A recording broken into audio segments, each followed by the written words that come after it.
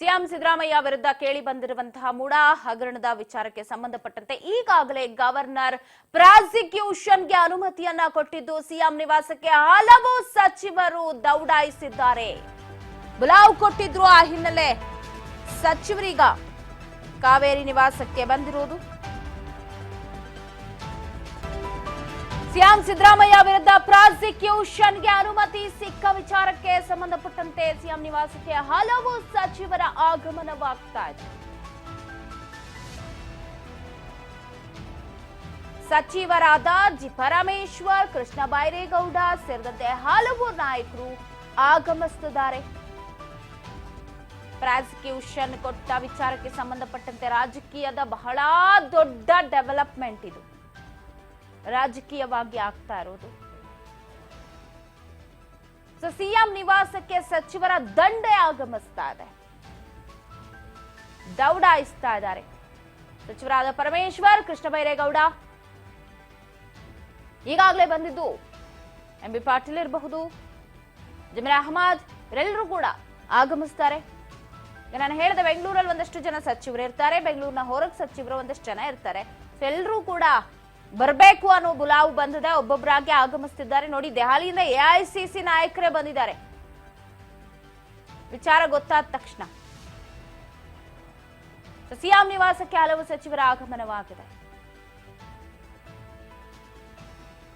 G Parameshwar, Krishna Byregowda ಸೇರಿದಂತೆ ಹಲವು ಸಚಿವರ ಆಗಮನವಾಗಿದೆ.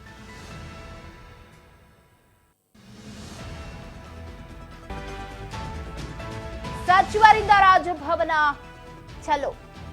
ಡಿಕೆ ನೇತೃತ್ವದಲ್ಲಿ ರಾಜಭವನ ಚಲೋ ಹೋಗ್ತಾರಂತೆ. ಹಂಗಾಗಿ ಕರೆದಿರ್ಬೇಕು ಕಾವೇರಿ ನಿವಾಸಕ್ಕೆ ಬನ್ನಿ ಅಂತ. ಕೆಲವೇ ಕ್ಷಣಗಳಲ್ಲಿ ರಾಜಭವನ ಚಲೋ ಮಾಡ್ತಾರೆ. ಸಿದ್ದರಾಮಯ್ಯನವರೊಬ್ಬ ಜನಪ್ರಿಯ ರಾಜಕಾರಣಿ, ಅಹಿಂದ ನಾಯಕರಾಗಿ 2 ಬಾರಿ ಸಿಎಂ ಆಗಿದ್ದಾರೆ. ಅವರನ್ನು ಇಳಿಸುವಂತಹ ಕೆಲಸ ಆಗ್ತಿದೆ. 40 ವರ್ಷದ ಅವ್ರ ರಾಜಕೀಯದಲ್ಲಿ ಒಂದು ಕಪ್ಪು ಚುಕ್ಕೆ ಇರಲಿಲ್ಲ.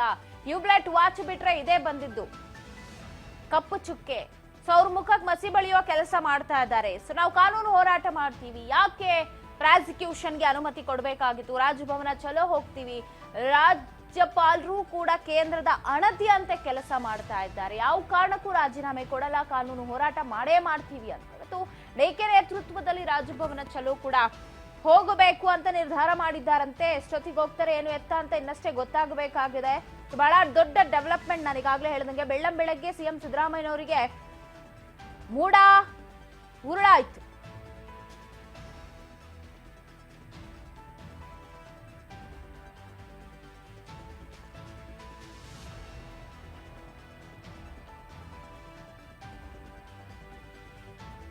ಸಿಎಂ ನಿವಾಸಕ್ಕೆ ಸಚಿವರ ದಂಡು ಬರ್ತಾ ಇದೆ. ಸಿಎಂ ಹೆಸರನ್ನು ಹಾಳು ಮಾಡಬೇಕು ಅಂತ ಪ್ಲಾನ್ ಮಾಡ್ತಿದ್ದಾರೆ ಅಂತ ಒಬ್ರು ಹೇಳ್ತಾರೆ. ಈ ಹಗರಣ ಆಗಿದ್ದೇ ಸುಳ್ಳು ಅಂತ ಮತ್ತೊಬ್ರು ಹೇಳ್ತಾರೆ. ಒಬ್ಬೊಬ್ರು ಒಂದೊಂದ್ ತರವಾದ ಹೇಳಿಕೆಯನ್ನ ಕೊಡ್ತಿದ್ರೆ, ಇತ್ತ ರಾಜಭವನವನ್ನ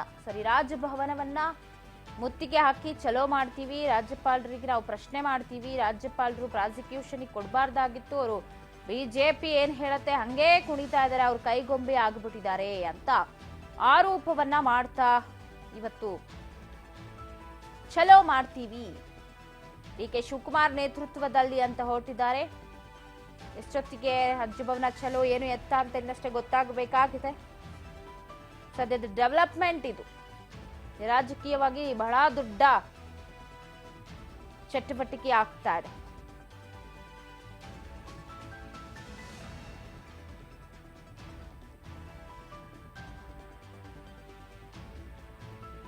ಸಿಎಂ ಮುಂದಿನ ನಡೆ ಏನು ಅನ್ನೋದೇ ಈಗ ಸದ್ಯ ಕುತೂಹಲ.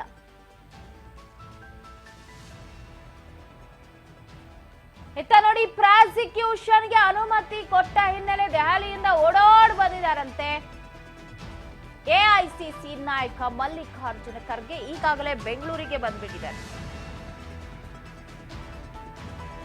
ಅನುಮತಿ ಕೊಟ್ಟ ಹಿನ್ನೆಲೆ ಎಐಸಿಸಿ ನಾಯಕರ ಆಗಮನವಾಗಿದೆ. ದೆಹಲಿಯಿಂದ ಬೆಂಗಳೂರಿಗೆ ಬಂದಿದ್ದಾರೆ ಎಐಸಿಸಿ ಅಧ್ಯಕ್ಷ.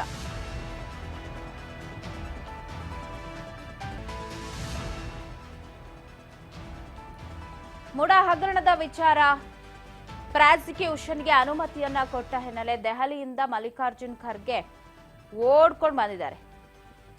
ವಿಚಾರ ಗೊತ್ತಾದ ತಕ್ಷಣ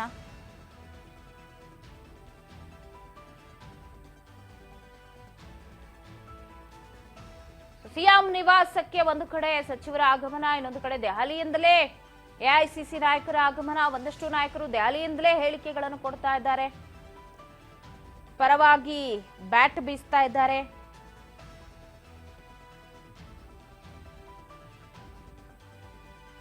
ನೋಡೋಣ ಇವತ್ತು ಮತ್ತೇನೇನ್ ಡೆವಲಪ್ಮೆಂಟ್ ಆಗುತ್ತೆ ಅಂತ ಗೊತ್ತಿಲ್ಲ. ಒಂದ್ ಕಡೆ ಡಿಕೆ ನೇತೃತ್ವವನ್ನ ವಹಿಸಿಕೊಂಡು ಚಲೋ ಮಾಡ್ತೀವಿ ಅಂತ ಮುಂದಾಗಿದ್ದಾರೆ, ರಾಜಭವನಕ್ಕೆ ಹೋಗ್ತೀವಿ ಅಂತ.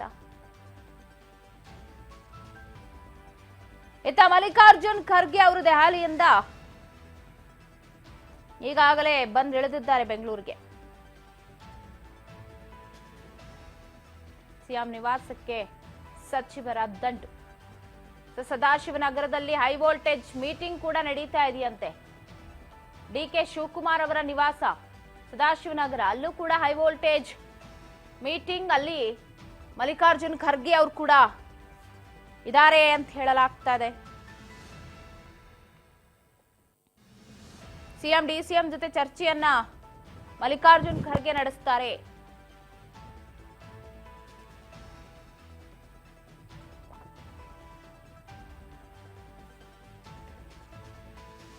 ವಿಷಯ ತಿಳಿದ ಕೂಡಲೇ ಬಂದದ್ದು ಖರ್ಗೆ ಅವರು. ಯಾಕಂದ್ರೆ ಇದು ಪಕ್ಷಕ್ಕೂ ಕೂಡ ದೊಡ್ಡ ಮುಜುಗರ ಆಗುವಂತಹ ವಿಚಾರನೇ. ತಮ್ಮ ಸದಾಶಿವನಗರ ನಿವಾಸಕ್ಕೆ ಆಗಮಿಸಿದ್ದಾರಂತೆ ಖರ್ಗೆ. ಖರ್ಗೆ ನೇತೃತ್ವದಲ್ಲಿ